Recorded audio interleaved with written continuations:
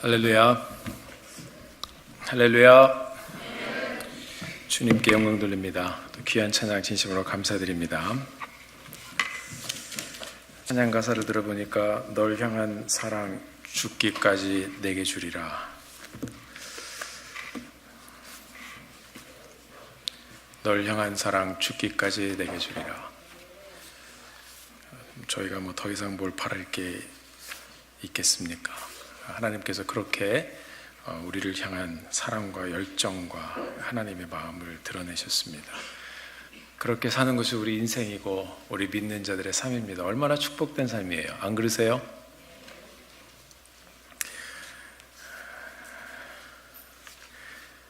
조용하신 거 보니까 안 그러신 것 같은데. 자, 우리 오늘 방문해 주신 분들 함께 소개하도록 하겠습니다.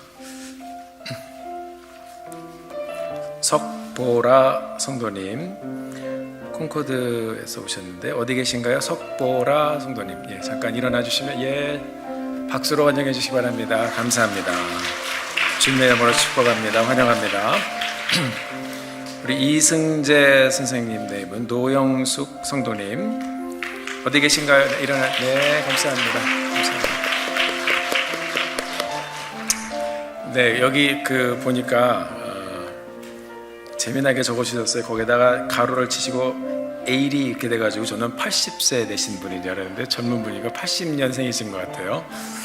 그리고 노영숙 성도님은 77이라고 써 있어가지고 네, 그래서 77세 되셨나 보다 했는데 젊은 부부십니다. 다시 한번 크게 환영하도록 하겠습니다. 감사합니다. 아들이 또 재영이가 있네요. 같이 방문해 주셔서 고맙습니다. 그리고 우리 이정호 성도님께서 직장 동료 되시는 분 또 같이 오셨어요. 우리 김홍범 선생님 가정이 오셨습니다. 임명진 성도님, 김홍범 성도님, 그리고 김서윤 아이인 것 같은데 어디 계신가요? 네, 감사합니다. 주의 이름으로 축복합니다. 우리 장성환 집사님 부모님께서 우리 장로님 네 분께서 한국에서 또 이렇게 방문해 주셨네요. 어디 계신가요? 우리 한번 일어나시면, 예, 감사합니다. 고맙습니다. 그리고 우리 안혜란 목사님 사모님 되시는 우리 박범 사모님 어머님 아버님께서 하와이에서 잠깐 같이 방문해 주셨습니다. 어디 계신지요? 저희 함께 인사드리겠습니다. 감사합니다. 고맙습니다. 자, 우리 다 같이 오늘 방문해 주신 분들 주님의 이름으로 환영하고 축복합니다. 두 손을 한번 쫙 펴보세요. 이렇게. 자, 이렇게. 자, 우리 마음껏 한번 축복하겠습니다. 하나님께서 당신을 통해 우리 주의 이름으로 축복합니다. 하나님께서 당신을 통해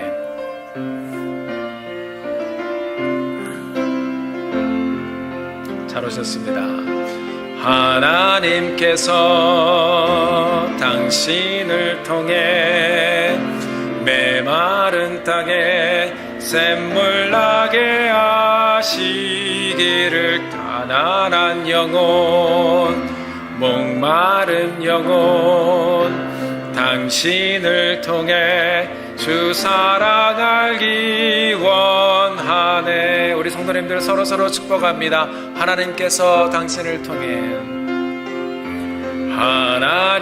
하나님께서 당신을 통해 메마른 땅에 샘물 나게 하시기를 가난한 영혼 목마른 영혼 당신을 통해 주 사랑 알기 원하네. 감사합니다.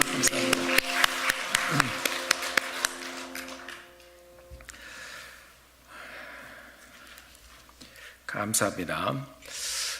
그리고 지난 토요일이죠. 토요일 새벽에 우리 교회 오랫동안 함께 저희들과 예배드리시고 또 함께 교회를 사랑하셨던 우리 이종자 집사님 부군 되시는 밥 이와타 선생님께서 이제 주님 품으로 가셨습니다. 토요일 새벽에 또 하나님의 부르심을 받고 또 이 땅에서의 삶을 잘 마치고 또 가족들이 지켜보는 가운데 또 하나님의 품으로 가셨습니다. 우리 이종자 집사님 우리 오늘 오셨는데요. 여러분 같이 위로해 주시고 함께 기도해 주시고 또 예배 끝나고 특별히 같이 만나 주시고 주중에 저희가 날을 하루 잡아서 저녁에 한번 방문하여 다 같이 성도님들이 함께 위로하며 예배를 드리고자 합니다. 날짜가 정해지면 이제 저희 교회를 통해서 또 소식이 갈 것입니다. 시간이 되시는 분들은 함께 오셔서 방문해 주시고 위로해 주시고 함께 예배하시고 기도해 주시기를 부탁드리겠습니다. 우리는 모두 복을 받고 살기를 원해요. 그리고 복이라는 단어를 참 좋아합니다. 지난주에 말씀을 통해서 우리가 본 것처럼 하나님의 말씀은 이 하나님의 복이 계속해서 흘러넘치고 또 흐르고 있는 것을 저희들이 볼 수가 있습니다. 하나님의 우리 인생들을 향한 마음은 창세기 1장부터 계속해서 복을 쏟아부어주고 있습니다. 사랑하는 나의 사람들아, 번성해라, 잘되라, 충만해라, 정복해라, 다스려라. 참으로 놀라운 말씀입니다. 눈에 보이는 것들로 미혹된 우리 인생들은 복을 눈에 보이는 것으로 생각하고 그것을 소유하고 싶어서 그것을 내 것으로 만드는 것이 복이라고 생각을 하고 있습니다. 하지만 성경은 진정한 복이 무엇인지를 우리에게 정확하게 말씀을 해주고 있습니다. 성경에 나와 있는 하나님의 말씀을 통해서 또 우리가 생각하고 볼 수 있는 이 복은 그냥 우리가 받는 데서 끝나는 것이 아니라는 것입니다. 받은 후가 중요하다고 말씀하고 있어요. 우리가 복을 받는 것보다 중요한 것이 그것이 바로 복을 받은 사람, 복된 사람이 되는 것입니다. 그것을 표현하는 말이 시편 1편에 나와 있는 복 있는 사람이라는 이런 단어입니다. 하나님은 우리가 복 받는 사람이 되기를 원합니다. 그러나 거기서 멈추는 것이 아니라 복이 되는 사람, 복된 사람, 하나님께서 인정하시면서 복되다, 그렇게 복이 되는 인생을 우리가 살기를 원하시는 것입니다. 그리고 이 복된 인생을 향해서 하나님께서는 특별히 우리 사랑하는 성도님들을 향해서 사랑하는 콩코드 침례교회 성도들아, 너희들이 정말 복되다 말씀하시기를 원하는 것입니다. 구원받은 주님의 백성들이 그런 칭찬을 듣는 그런 하나님께서 막 보시면서 야, 복되다, 그런 칭찬과 그런 하나님의 축복을 누리는 여러분과 제가 되기를 바랍니다.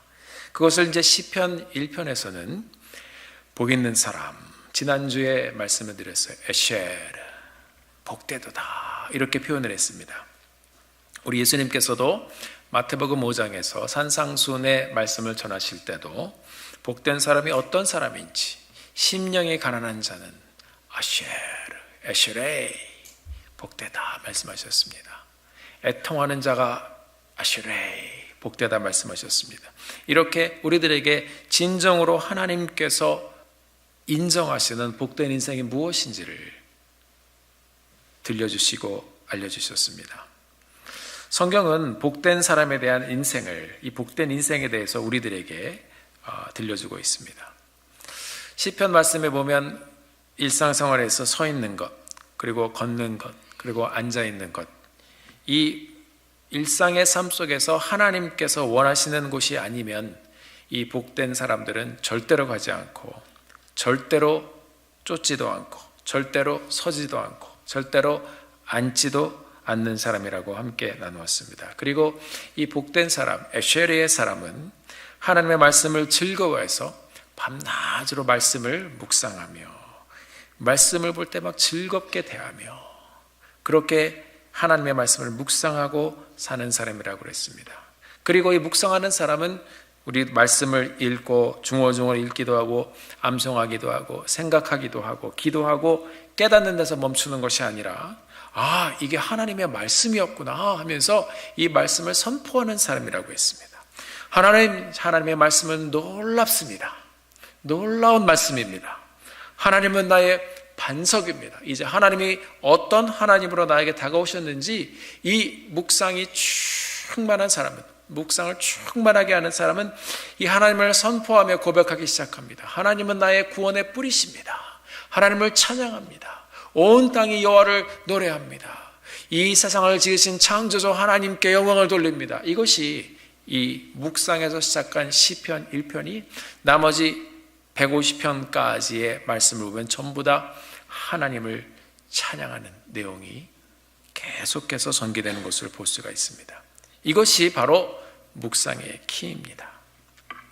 하나님의 말씀이 우리 삶과 우리의 생활 가운데 차 있지 않으면 찬양을 드리는 능력, 그리고 하나님 앞에 예배를 드리는 능력도 없는 것입니다.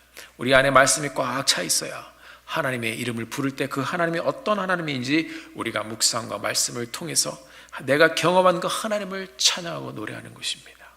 오늘도 우리가 찬양을 했습니다. 찬양하라 내 영혼아. 우리가 함께 한 소절 찬양을 드려도 하나님의 말씀을 묵상하며 한 주 내내 이렇게 예배하며 찬양하는 삶을 살았던 사람은 이게 탁 터져 나오는 거예요. 우리가 그렇게 하나님 앞에 온전한 예배와 찬양을 드릴 수 있도록, 이것이 그렇게 선포를 이루는 찬양과 예배를 드릴 수 있도록 그렇게 살도록 하는 것이 바로 묵상의 키인 것입니다. 그래서 진정으로 묵상하는 사람들은 움직이는 사람들입니다. 진정으로 묵상하는 사람들은 하나님 앞에 나오는 사람들입니다. 그런데 왜 이렇게 한 번도 못 들은 말씀처럼 그렇게 보고 계시면 괜찮습니다. 그래도 계속하겠습니다. 자, 여러분들이 모두 다 복받은 사람입니다. 여러분들이 모두 다 복 있는 사람입니다. 할렐루야. 오늘은 3절에서 6절까지의 말씀을 함께 보기 원해요. 복 있는 사람으로 시작되는 이 시편은 이 1편부터 보면은 두 종류의 사람을 우리에게 보여주고 있습니다. 그리고 두 종류의 사람이 어떤 사람인지 또 두 개의 단어로 그것을 보여주고 있습니다.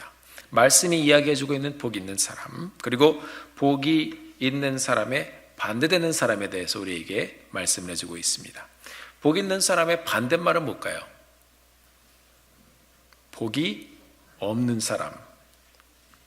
사람이라고 성경이 말씀을 하시면 제가 이 말씀을 전할 때도 조금 더 쉬울 것 같은데 성경을 보니까 복 있는 사람의 반대말이 복 없는 사람이라고 되어 있지 않고 또 다른 단어를 썼는데 악인이라는 단어를 썼습니다. 그래서 이게 다른 말로 표현할 게 없나, 너무 좀 이렇게 좀 센 것 같아가지고 사전도 찾아보고 했는데 악인이 맞습니다. 복 있는 사람의 반대말은 악인입니다. 성경에 나와 있는 단어의 이 풀이도 악인입니다. 복 없는 사람이라고 써 있으면 저도 좀 편하겠지만은 그래도 악인 그냥 그대로 다 표현하고 얘기하고 그래도 말씀 전하는 게 제 입장이고 본분이니까 그냥 있는 대로 전하고 저는 사라지겠습니다. 자, 복 있는 사람 그리고 악인, 이 두 사람에 대해서 성경은 오늘 우리에게 보여주고 있습니다. 복 있는 사람 두 번째, 오늘은 저희가 이 두 단어와 두 사람에 대한 비교를 한번 보면서 어떻게 우리가 살기를 원하시는지, 하나님께서 우리의 인생을 향한 의도가 무엇인지 함께 생각해 보기를 원합니다. 자, 이 악인과 또 악인에 대해서, 복이 없는 사람에게 대해서 보려면 우리가 복이 있는 사람이 어떤 인생을 사는지, 지난주에는 우리가 묵상하는 삶에 대해서 보았고 형통하는 삶에 대해서 보았는데 오늘은 조금 더 구체적으로 이 성경이 보여주는 단어를 통해서 저희들이 함께 찾아가 보겠습니다. 시냇가에 심은 나무가 있고 바람에 나는 겨가 있어요. 첫째로 이 시냇가에 심은 나무에 대해서 시편 기자는 몇 가지를 저희들에게 들려주고 있습니다. 첫째, 심기어진 나무입니다. 심기어진 나무. 오늘 본문은 우리에게 복된 삶을 나타내는 이 예로 시냇가에 심기어진 나무를 보여주고 있어요. 여러분, 그것이 좀 픽처가 되시나요? 시냇가가 쫙 있는데 거기 나무 한 그루가 탁 서 있는데요, 그 나무에 열매가 주렁주렁 맺혔어요. 그리고 딱 보니까 그냥 한 단화가 툭 튀어나오는데 그것이 열매를 주렁주렁 달고 있는 나무를 보면서 형통하다, 이것이 보여지는 이 픽처의 모습입니다. 한번 질문을 제가 해봤습니다. 왜 나무가 여기에 하필이면 심겨져 있을까? 하나의 어떤 이야기를 위한 설정인가? 어떤 나무는 정말 운이 없어서 저 광야에 이슬만 먹고 자라는 겨우겨우 연명하는 나무가 있는가 하면, 어떤 나무는 이 물가에 심겨져 가지고 물이 좔좔 흐르는데 옆에서 물을 쭉쭉 빨아다니고 양분도 쫙쫙 빨아다니고 그리고 열매를 많이 맺고, 뭔가 좀 불공평해 보입니다. 자리 잡는 것을 생각하면 제가 가만히 생각해 보니까 옛날에 중국에서 신문을 읽었던 생각이 나요. 펑슈이라고 해서, 이것은 우리가 잘 아는 풍수지리설을 말하는데, 이것은 풍수지리 가들이 있어요. 근데 여기 보니까 이 돈이 얼마나 많이 왔다 갔다 하냐면요, 큰 높은 빌딩을 질 때 풍수지리가가 다 와가지고 딱 해준답니다. 이거를 이렇게 짓고 크기를 이렇게 하고 방향을 이쪽으로 잡고 창문을 이렇게 내고, 그런 거를 건축 설계사가 하는 게 아니고 풍수지리자가 이렇게 바람이 이렇게 통하라고 딱 해놓으면은 지역과 이 로케이션과 딱 잡아가지고 그거를 한번 이렇게 해주고 나면은 컨설팅을 그렇게만 해도 수십만 불이 왔다 갔다 한다고 합니다. 그러니까 또 사기치는 사람들은 가만히 있을 수가 없죠. 말만 잘해도 이렇게 돈을 많이 주는데, 그래서 팀으로 짜가지고 한 사람은 여기 좋은 풍수가가 있다. 그럼 그 사람을 넣으면 그 사람은 또 연습했다가 지역이랑 자보고선 쫙 얘기를 해주고 돈을 챙기면서 이렇게 팀으로 움직여 다니다가 공안한테 잡혀가지고 교도소로 간 사람들이 신문에 난 적이 있었습니다. 우리 인생들은 그렇게 무엇인가 자꾸 더 좋은 것, 더 많이, 내가 더 잘 살게 하려면 어떻게 해야 될까 하는 것에 굉장히 관심이 많이 있습니다. 사람들은 이 복에 대해서 굉장히 갈급한 거예요. 자, 그런데 오늘 3절에 나오는 말씀을 보니까 시냇가에 심기운 나무, 여기도 누가 풍수지리가가 세워놓은 것도 아니고, 오늘 말씀해 보니까 이 나무 한 그루가 딱 있습니다. 물이 마르지 않는 이 좋은 자리에, 이 냇가에 자리를 잡고 쫙 뿌리를 내리고 있는 이 나무, 본문 말씀에 보면 이 나무는 어디서 떨어진 나무가 아니고, 이 문장을 잘 저희들이 파헤쳐 보면 심기워진 나무가 이 나무의 모습입니다. 저는 시냇가에 심은 나무가 이렇게 되어 있었는데요, 그냥 시냇가에 있는 나무가 이렇게 표현해도 되는데 시냇가에 심은 나무가 이렇게 되어 있습니다. 이것을 우리가 이 성경을 보면 수동태로 되어 있습니다. 수동태요. 그러니까 나무가 무슨 능력이 있겠어. 자기가 뭐 가서 심은 것도 아니고, 자기가 걸어가고 뿌리를 쫙 내린 것도 아니고, 이 말씀은 누군가가 이 나무를 여기다가 심어 놓았다는 것입니다. 본문 말씀은 이 나무는 어디서 뚝 떨어진 게 아니라 누군가 심기워짐을 당한 나무라고 말씀하고 있는 것입니다. 우리 인생을 보면 우리가 걸어와서, 또 우리가 와서 이 베이 지역에 또 이곳에 살고 있는 것 같지만 그렇지 않습니다. 하나님의 손이 우리를 붙잡고 여기까지 인도해 주신 것입니다. 하나님의 손이 우리 인생과 우리 가정을 붙잡고 이 자리까지 인도해 주신 것입니다. 이 나무가 말하고 있는 것은 너무나도 귀한 메시지입니다. 저는 시냇가에 심기워짐을 당한 이 나무가 시절을 쫓아 과실을 맺는 것이에요. 그러니까 내가 잘나서 이만큼 자리 잡고 이렇게 쫙 뿌리를 내리고 좋은 시냇가에서 사는 것이 아니라 누군가가 여기까지 나를 인도했다는 것입니다. 누군가가 나를 붙잡고 이 자리에 있겠다는 것입니다. 자, 그런데 이 성경은 시냇가에 심은 나무를 설명하며 바로 하나님의 주권적인 축복을 우리에게 들려주고 있습니다. 철저하게 누군가에 의해서 이렇게 여기까지 옮기어진 인생에 대해서 말씀하고 있는 것입니다. 우리가 또 신방이나 또 성도님들을 만나서 이야기를 나눠보면 여기에 이렇게 미국의 콩코드 지역에 또 이쪽 이스트베이 지역에 오신 이 모든 여러분들의 라이프 스토리를 들어보면요, 굉장히 재미가 있어요. 그렇게 해서 여기까지 오게 되었군요. 아마 여러분들도 다 기억을 하실 것입니다. 결혼해서 오신 분도 있고, 또 공부하러 오셨다가 또 정착하신 분도 있고, 어떻게 오다가 누가 친구가 이쪽으로 오라고 그러고 친구는 가버리고 자기는 두고 여러 스토리들이 많이 있는데 어떻게 보니까 지금 이 자리에 여러분들이 있는 것입니다. 사랑하는 성도 여러분, 여러분들이 지금 함께 예배드리며 서 있는 이 자리, 여기가 하나님께서 붙들어다가 시냇가에 여러분들을 정착하게 하시고 또 있게 하신 놀라운 하나님의 축복의 자리인 줄 믿으시길 바랍니다. 요한복음 5장 24절에 보면 우리 예수님께서 이렇게 말씀하셨습니다. 내 말을 듣고 또 나 보내신 이를 믿는 자는 영생을 얻었고 심판에 이르지 아니하나니 사망에서 생명으로 옮겼느니라. 누가 옮겨주신 거예요? 우리 하나님이 옮겨주신 거예요. 예수를 믿음으로 우리 같은 사람이 세상에서 방황해야 되는데 이 하나님의 교회에 각자 한 사람이 하나님의 교회가 되어서 함께 모여서 이 회중 공동체가 하나의 교회로 함께 예배하며 이렇게 시냇가에 심기어진 나무의 모습으로 영생을 소유한 하나님의 사람들로 함께 예배하며 살게 된 것이 큰 은혜이고 축복이라는 것입니다.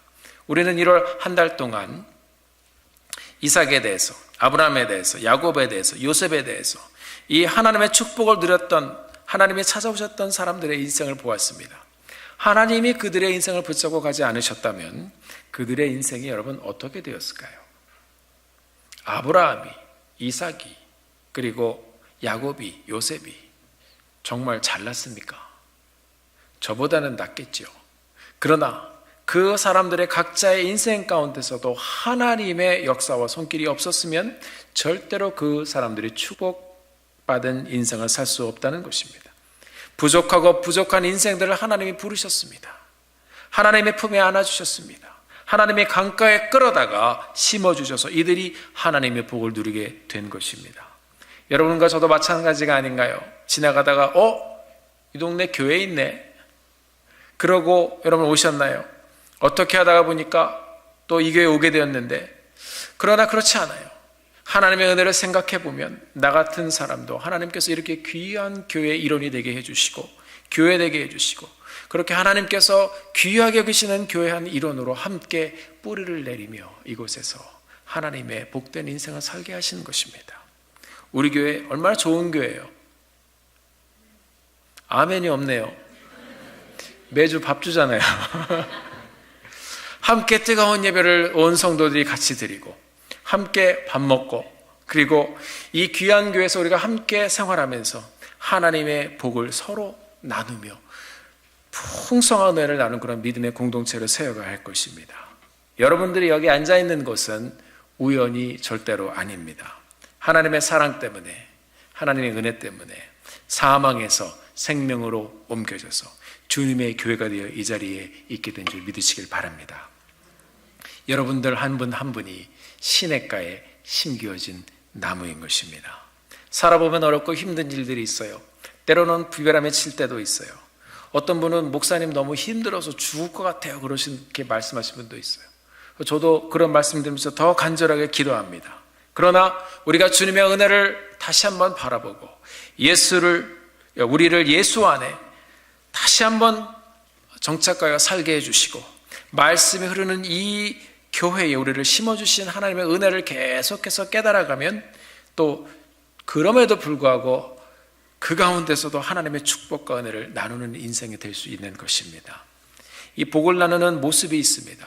그것을 오늘 이 본문 말씀에서 들려주고 있는데 그것이 바로 열매입니다. 내 인생의 열매를 나도 먹고 함께 따라해 보시겠습니다. 나도 먹고 남도 먹고 같이 누리는 거예요. 그것이 하나님께서 우리 인생을 향해 주시는 말씀입니다. 우리가 우리의 삶을 잘 말씀으로 다스리고 또 가지도 쳐주면서 나의 인생을 하나님 앞에 질서 있게 잘 다져가면 하나님께서 우리의 인생을 보고 아쉐레 복되도다 말씀하시는 거예요. 그런데 욕심이 충만한 사람들은 하나님께서 그 인생에 맺게 주신 열매가 너무나도 귀하고 많은데 열매를 죽어라고 움켜쥐고 있어요. 절대로 안 나눠요. 내 거 하다가 생명이 닿으면 그냥 갑니다. 그런 인생도 아마 여러분들도 보셨을 것입니다. 어차피 우리 인생 다 놓고 가는데 여러분 이 믿음의 공동체 안에서 함께 서로를 위해 기도하고 또 서로를 축복하며 주신 것들을 나누며 더욱 풍성한 하나님의 은혜의 전에 거하는 우리 교회 되기를 주님의 이름으로 간절히 축원합니다. 하나님께서 우리에게 너 혼자만 잘 되라고 하지 않으셨어요. 여러분 아브라함에게 말씀하실 때도 이삭에게 말씀하실 때도 그리고 야곱에게 말씀하실 때도 마찬가지였습니다. 너희들에게 복을 줄 것이다. 그리고 온 민족과 열방이 너희들을 통해서 복을 받을 것이다 그랬습니다. 자, 너에게 복을 줄 것이다. 이것은 하나님의 의지입니다. 이것이 하나님께서 우리에게 말씀하시는 바라크의 축복입니다. 하나님께서 일방적으로 쏟아 부어주시는 복, 생육하고 번성하고 이 땅에 충만하는 복을 주면서 막 선포하셨잖아요. 말씀이 명령으로 나가니까 그 말씀은 막 나가는 거예요. 우리에게 주신 그 말씀 우리가 받고 그 다음에 뭐예요? 너를 통해서 이 민족과 복을 받을 것이다. 그러면 우리가 뭔가를 해야 될 거 아니에요. 그것이 아쉐리의 인생이라는 것입니다. 내가 나누고 내가 전하고 내가 가고 주님의 손과 발이 되어서 이 땅을 함께 품고 나갈 때 하나님이 우리를 통하여 복된 인생이 무엇인지 보여주신다는 것입니다. 그렇습니다. 이제 중요한 것은 많은 열매를 참 주셨을 때 그것을 막 나누는 거예요. 삶을 나누고 물질도 나누고 목장 모임에 가서 말씀도 나누고 막 나누면 교회가 이 나눔으로 더 풍성해지는 것입니다. 우리 가정도 풍성해지는 것입니다. 여러분, 나누면 기쁨이 되잖아요. 기분 좋지 않아요? 그런 것이 하나님께서 우리를 통하여 보고 싶으신 모습인 것입니다. 우리가 서로를 품고 함께 우리에게 주신 하나님의 축복을 나누면 상상하지 못한 놀라운 역사가 이 공동체 가운데 일어나게 될 것입니다. 3절을 보니까 시냇가에 심은 나무가 시절을 쫓아 과실을 맺으며, 신약으로 한번 우리가 넘어가 보겠습니다. 사도 바울도 하나님의 은혜를 충만하게 경험했습니다. 사망에서 생명으로, 우리가 좀 전에 읽은 그 말씀도 이 사도 바울도 경험했습니다. 그리고 이 사도 바울은 이제 주님의 복음을 전하다가 이제 하나님의 사람들이 누리고 맺어야 될 열매에 대해서, 영적인 열매에 대해서 말하고 있어요. 갈라디아서 5장 16절에 보면 내가 이르노니 너희는 성령을 쫓아 행하라. 그러면 성령의 열매를 맺을 것이다 말씀하고 있어요. 22절의 말씀에 보면 오직 성령의 열매는 뭔가 하면요, 사랑과 희락과 화평과 오래 참음과 자비와 양성과 충성과 온유와 절제라고 그랬습니다. 얼마나 귀중한 단어들입니까? 이 귀중한 성령 충만한 사람들이 맺어가는 열매를 생각을 해보면 이것을 온 성도들이 막 나누면서 지낸다고 생각하면 그 자체가 너무나도 놀라운 것입니다. 사랑을 나누고 희락을 나누고 기쁨을 나누는 거예요. 평안을 나누고 오래 서로 참고 자비롭게 양성과 충성과 온유한 마음으로 서로 간의 말과 행실을 절제해가면서 함께 이 공동체를 품기 시작한다면 여러분, 이 교회는 어마어마한 교회가 될 것입니다. 헌금 안 해도 괜찮아요. 막 서로 이렇게 성령의 충만하여서 우리가 서로 나누게 되면 하나님의 역사가 우리 가운데 막 임하여서 서로 간의 삶을 함께 부둥켜 안고 기도하고 하나님의 역사를 나눌 수 있는 그런 교회가 될 것입니다. 아쉐리의 복은 영적인 열매를 맺는 그런 사람이 되고 인격적인 열매를 맺는 그런 사람이 되는 것이라고 말씀해 주고 있는 것입니다. 이 복된 사람의 삶을 보면 이제 그들의 열매가 보이는 것입니다. 이 성령의 열매도 보이고 이 복된 사람의 신앙과 열매를 보면서 함께 나누면서 하나님께 영광을 돌리는 그런 삶을 살라고 말씀하고 있는 것입니다. 이것이 저는 시냇가에 심은 나무가 시절을 쫓아 때를 따라 열매를 맺어가며 과실을 맺으며, 그 다음에 계속해서 그 잎사귀가 마르지 아니함 같으니 그 행사가 다 형통하리로다. 이런 복된 사람들의 삶을 보면 말씀을 묵상하고 또 말씀을 나누고 이 말씀으로 즐거워하기 때문에 이 삶을 통하여 아름다운 열매들이 맺히기 시작합니다. 그 사람의 영이 푸르러지는 거예요. 그 사람의 생각이 파래지는 거예요. 말이 푸르러지는 거예요. 행동이 푸르러지는 거예요. 그런 사람 곁에 가면 다른 사람도 푸르러지는 거예요. 맑아지는 거예요. 영향을 받아서 같이 풍성하게 잎이 마르지 않는 무성한 시원한 그런 믿음의 공동체가 되는 것입니다. 이렇게 시냇가에 심기운 나무와 같은 여러분들의 삶이 되어서 열매를 풍성히 거두고 풍성히 나누고 서로를 축복하며 함께 성장하는 복된 교회, 복된 성도님들 되시기를 주님의 이름으로 축원합니다. 이와 반대되는 복 있는 사람의 반대가 뭐라고 그랬죠? 악인. 악인을 표현하는 하나의 단어를 이 시편 기자가 보여주고 있습니다. 성경은 이 시냇가에 심기운 나무와 반대되는 단어를 겨로 표현하는데 그것도 바람에 나는 겨와 같도다 4절에서 말씀하고 있습니다. 제가 어렸을 때 저희 집에서 외할머님을 모시고 살았었는데 지금도 기억이 납니다. 할머님께서 키를 사용하신 적이 있었어요. 그리고 얼마 좀 쓰시다가 나중에는 그게 없어졌습니다. 어디 가는지 저도 모르겠어요. 근데 버리신 것 같아요. 근데 그거 할머니가 하시면 그 재밌어가지고 저희 형들하고도 같이 막 이렇게 놀고 그랬는데 일부러 이게 알곡만 해야 되는데 막 뒤로 막 이렇게 해서 다 떨어지게 하고 말을 안 들었죠. 그러니까. 근데 그때 보면은 이렇게 키를 곡식을 갖고 하실 때 옆에 저희 형들하고 저희 할머니께서 불어 그러신다. 그러면은 후 불면은 정말 이 겨가요 바깥으로 떨어져요. 날아가고 쌀알은 이게 무겁잖아요. 그러니까 올라갔다가 다시 내려와요. 그리고 아니면은 부차 그러면은 부차로 막 이렇게 그렇게 안 하셔도 되는데 손주들 데리고 노시느라고 그러신 거예요. 그러면은 겨가 날아갑니다. 알곡만 내려앉습니다. 자, 이 키의 그 키를 통해서 우리가 이렇게 키질을 하면 이 까분다고 그러더라고요. 이렇게 맞나요? 예. 근데 바람에 날아간다는 거예요. 이 겨는 바람만 불면 큰 바람이 아니더라도 꼬마애가 후 불어도 날아가는 거예요. 하나님의 사람들은 일이 생기면 무릎 꿇습니다. 일이 생기면 엎드립니다. 엎드리니까 땅에 꽉 박혀 있는 거예요. 안 움직여요. 요동치 않습니다. 그러나 이 겨 같은 인생들은 일이 생기면 바람을 조금 불어도 휙 날아가 버리는 거예요. 어디로 가야 할지 바람 부는 대로 쓸려다니는 것이 겨 같은 인생입니다. 이 겨 같은 인생을 이 성경은 악하다 이렇게 표현하고 있습니다. 알곡은 열매예요. 시절을 쫓아 맺어진 아름다운 열매입니다. 그런데 악인은 껍데기는 있는데 속은 비어 있습니다. 이것도 하나님 보시기엔 악하다고 표현하고 있습니다. 바람이 불면 날아가 버립니다. 삶의 열매도 없고 전혀 도움이 안 되는 존재입니다. 겨는 속이 비어 있어요. 빈 속이에요. 왜 키즈를 합니까? 왜 그러죠? 생긴 거는 비슷한데 뭐가 알곡인지 모르는 거예요. 그러면은 불어보면 하는 거예요. 불어보면 빈속이라 날아가는 것입니다. 자, 속이 비어 있으면 무엇입니까? 생각을 깊게 안 합니다. 묵상하는 사람은 생각을 2번, 3번 하는 거예요.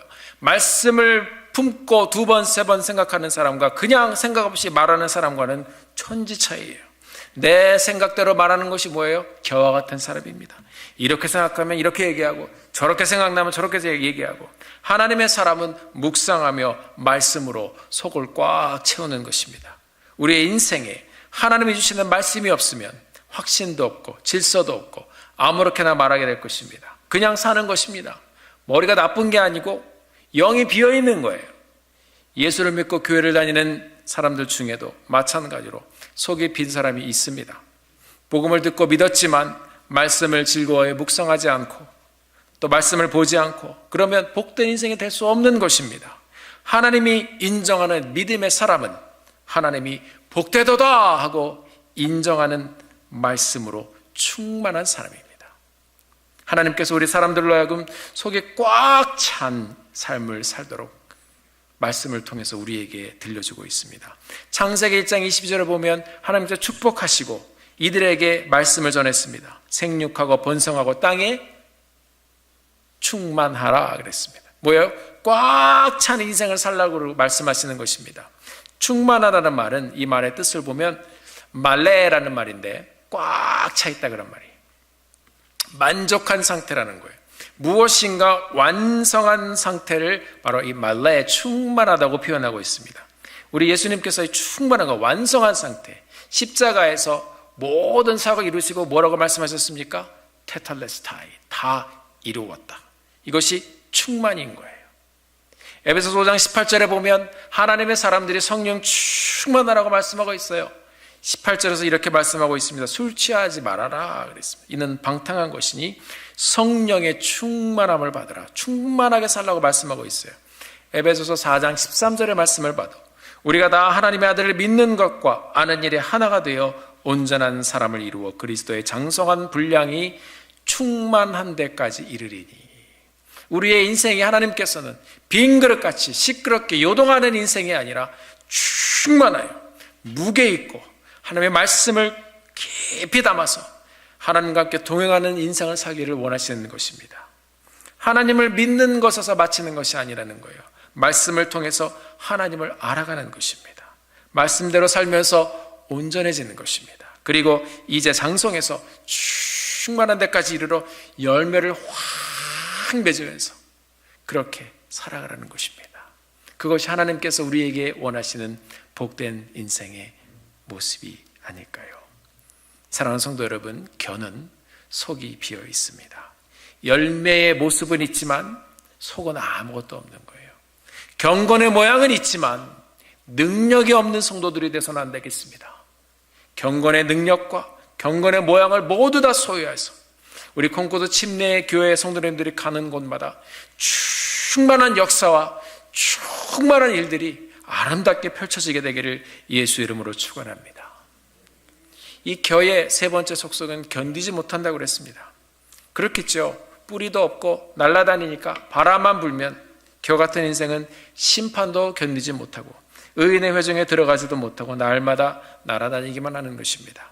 어려움이 닥치면 날아다니고 나만 생각하기 때문에 열매를 나눌지도 모르고 나눌 것도 없어요. 비어 있어갖고. 그것이 있는 것 같지만 없는 인생이라는 것입니다. 우리 믿음의 공동체는 겨 같은 인생 살지 않게 되기를 주님의 이름으로 간절히 부탁드립니다. 우리 성도님들 모두 충만한 열매를 나누며 충만한 능력으로 충만함을 이루며 살게 되기를 바라요. 또 하나님의 말씀을 보면 이제 이 두 시냇가의 심기운 나무와 그 다음에 발매나는 결을 말씀해 주면서 이 두 인생에 대한 평판을 마지막에 우리에게 들려주고 있습니다. 6절 대저 의인의 길은 여호와께서 인정하시나 이 복 있는 사람은 이제 의인으로 표현이 되고 있습니다. 그러나 악인은 똑같아요. 악인의 길은 어떻게 된다고요? 망하리로다. 인생의 끝이 천국과 지옥이에요.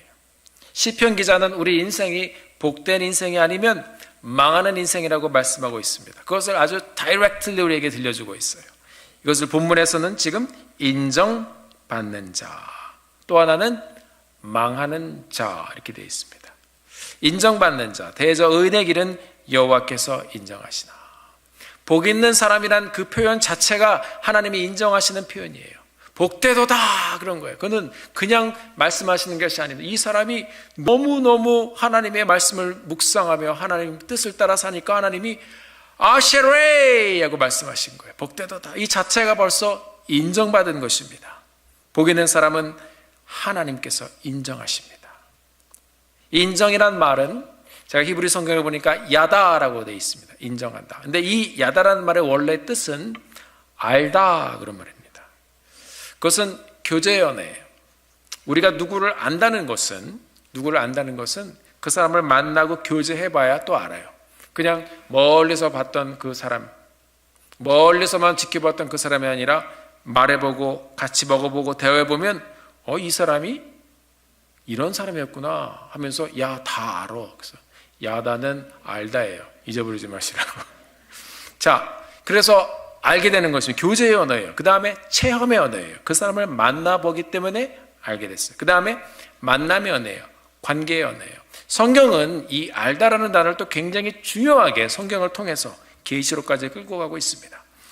우리가 죄인인 것을 알고 죄를 짓고 난 후에 이제 무엇인가를 알았어요.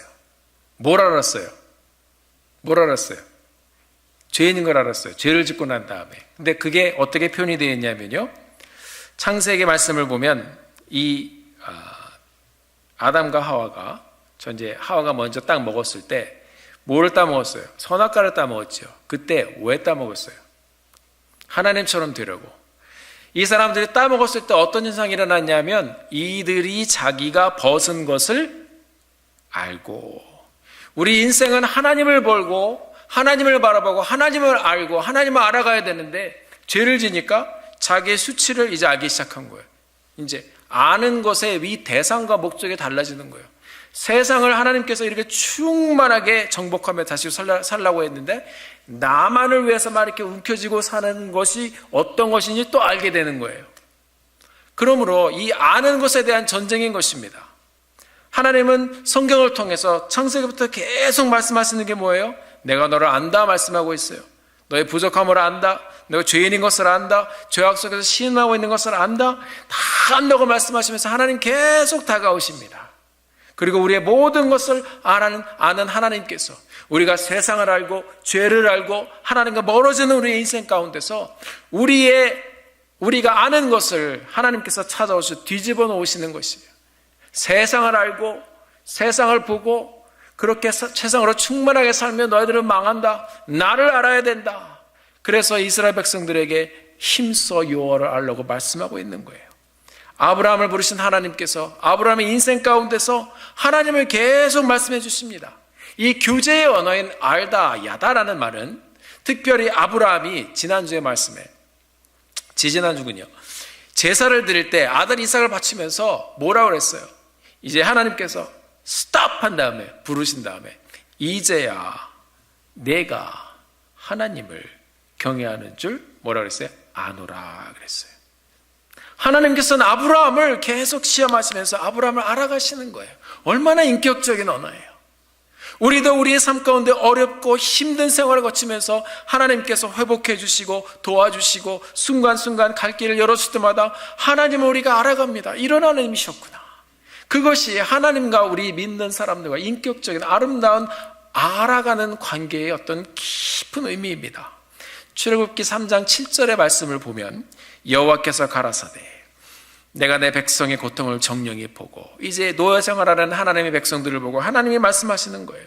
그들의 부르짖음을 듣고 그 우고를 알고 이렇게 표현되어 있어요. 내가 내려와서 그들을 애굽의 손에서 건져내고 그들을 그 땅으로 인도하여 가나안 땅에 이르게 하려 하노라. 이것이 하나님께서 들려주신 말씀입니다. 내가 다 안다 말씀하고 있는 것이에요. 하나님의 백성들의 고통을 내가 안다. 그들이 힘들어하는 모든 어려운 것들을 안다. 여러분에게도 말씀하시는 것이에요. 너의 인생의 고통을 내가 안다. 너의 자녀들의 아픔과 자녀들의 고통을 안다. 힘들어하는 어려운 것을 다 안다. 하나님께서 안다고 하시면 그것은 그냥 알아 거기서 끝나는 것이 아니에요. 하나님께서 이제 인생에 손을 대주시고 그 인생의 삶의 현장을 열어가시면서 이제 우리의 인생을 하시는 하나님이 우리로 하나님을 알게 하시는 작업이 시작되는 것이 그것이 동행의 여정이고 그것이 복받은 인생이라는 것입니다. 예수님의 제자 중에서 베드로라는 사람이 있었어요. 믿음 좋은 제자였습니다. 주님을 고백했던 사람입니다. 예수님, 당신은 하나님의 아들이십니다. 그리스도이십니다.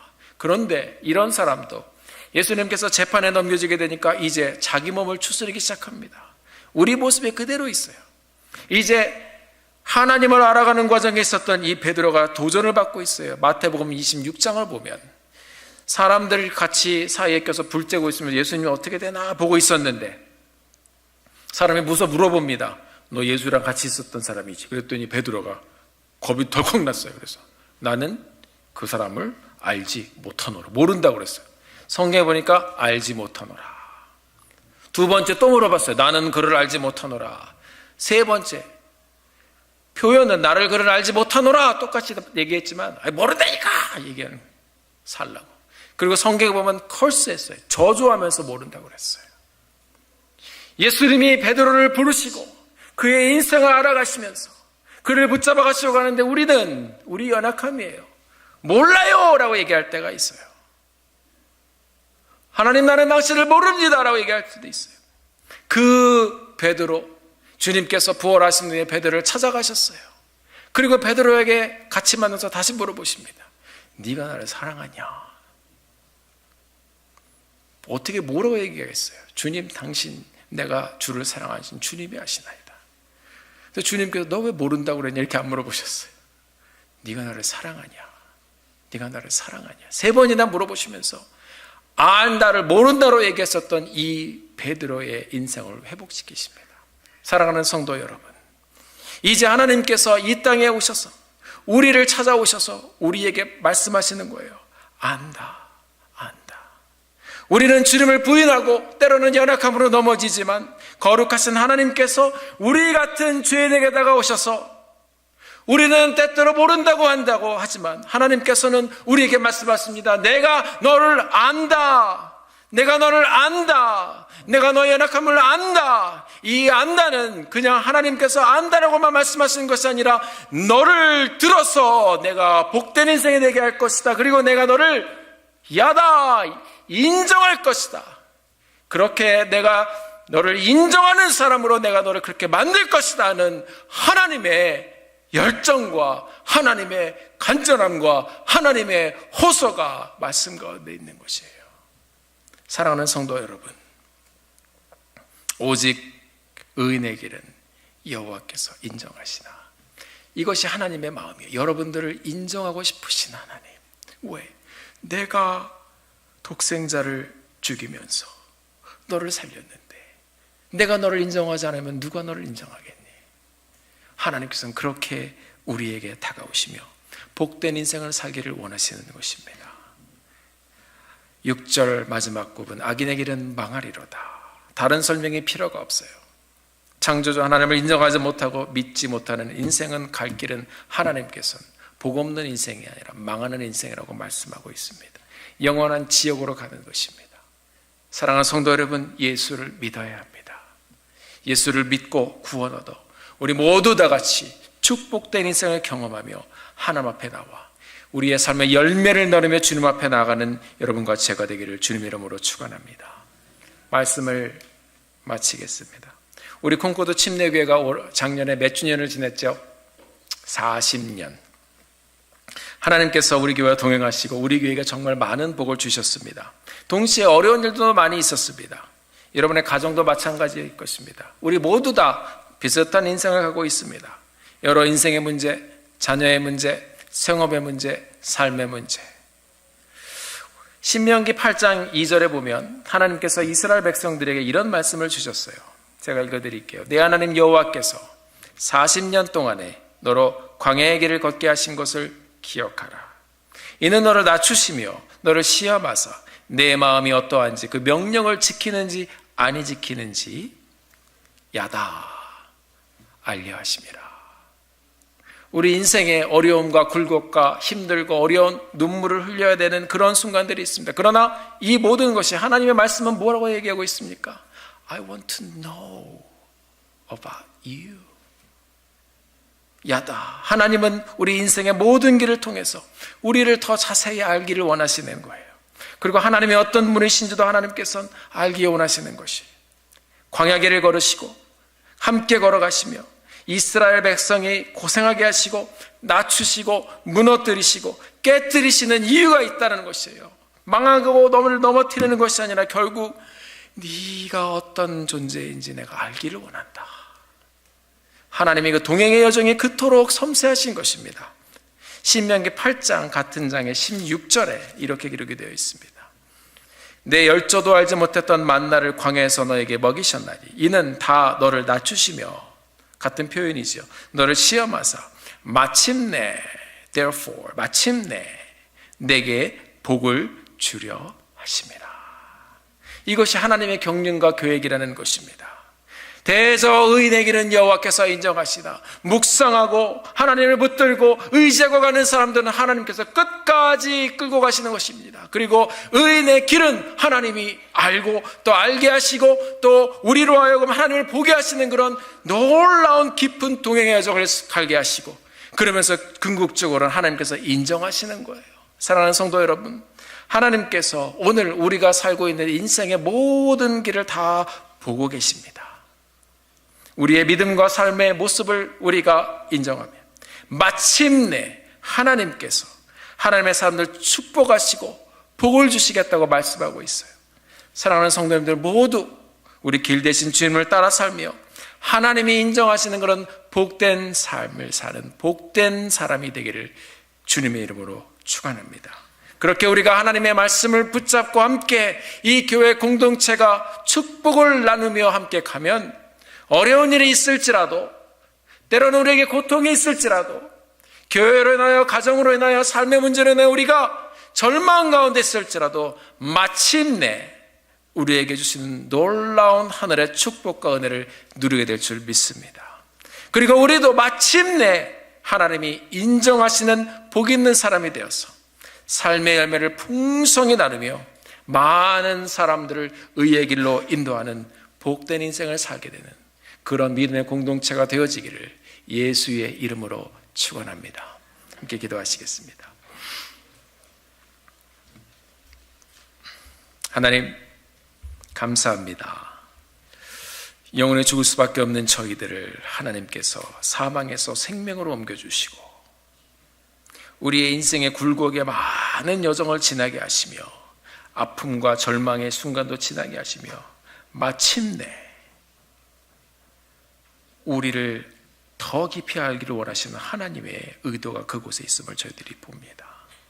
마침내 우리가 하나님 안에서 복된 사람이라고 그렇게 인정을 받기를 원하시는 하나님의, 우리 인생을 향한 하나님의 간절한 소망을 저희들이 듣게 되기를 소원합니다. 하나님, 우리 교회, 복이 넘치는 교회, 이 땅에서 눈에 보이는 것들을 추구하는 그런 복이 아니라 이미 그것은 하나님이 주셨습니다. 이제 어떻게 우리가 하나님의 축복을 나눠야 할지 고민하며 우리 삶에 주신 풍성한 열매를, 우리의 은사들을, 우리가 배운 것들을, 가진 것들을, 우리의 가진 모든 것들을, 또 우리의 귀중한 그런 기프트들을 하나님 모두 다 삶의 열매를 나누며 함께 축복을 나누며 서로를 축복하며 가는 귀한 축복의 공동체 되기를 주의 이름으로 간절히 기도합니다. 하나님, 이 교회 주님 닮아가며 복된 인생을 하나님 앞에 올려드리는 귀한 아쉐레이 복 있는 교회 되게 하여 주시옵소서. 감사드리며 예수님의 이름으로 간절히 기도드렸습니다. 아멘.